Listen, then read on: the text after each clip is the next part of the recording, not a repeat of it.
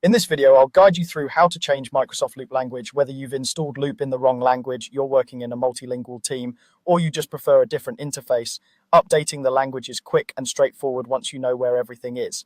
Let's start by opening Microsoft Loop. Go ahead and launch the app the way you usually do, whether that's from your browser, a pinned tab, or a shortcut. Wait a moment for the main workspace to load completely, because some options only appear once everything is ready. Once Microsoft Loop is open, focus your attention on the top right corner of the page. This is where you'll find most of your account and app options. You should see your profile icon on the far right. Just to the left of that, there's an area where the settings menu is located. This is the section we'll be using to change the language. Move your cursor to that top right area and look for the settings option.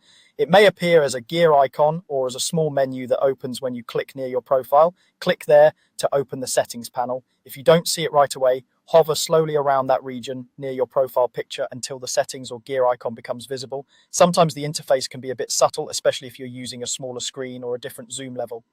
Inside the settings menu, look for the language section. It might be listed directly as language or included under a general settings area, but it should be clearly labeled. Go ahead and click on language to open the language preferences page. Here you'll see a list or drop down of available languages that Microsoft Loop supports. This could include different regional variations, like English for different countries or other languages entirely. Take a moment to scroll through the list and find the language you want to use. If you're not sure which variant to pick, choose the one that matches your region or is most commonly used in your organization. Once you've found your preferred language, click to select it. Before you move on, it's a good idea to double check that you picked the correct option, especially if you're switching to a language you're less familiar with. Confirm that the language name and region look right.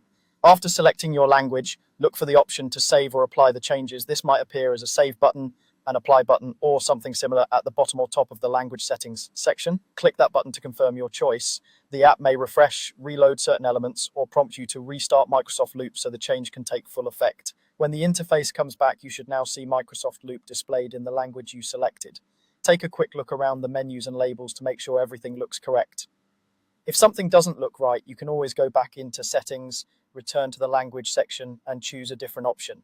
And that's all you need to do to change the language in Microsoft Loop. By adjusting this simple setting, you can make the workspace more comfortable for you and easier to use every day.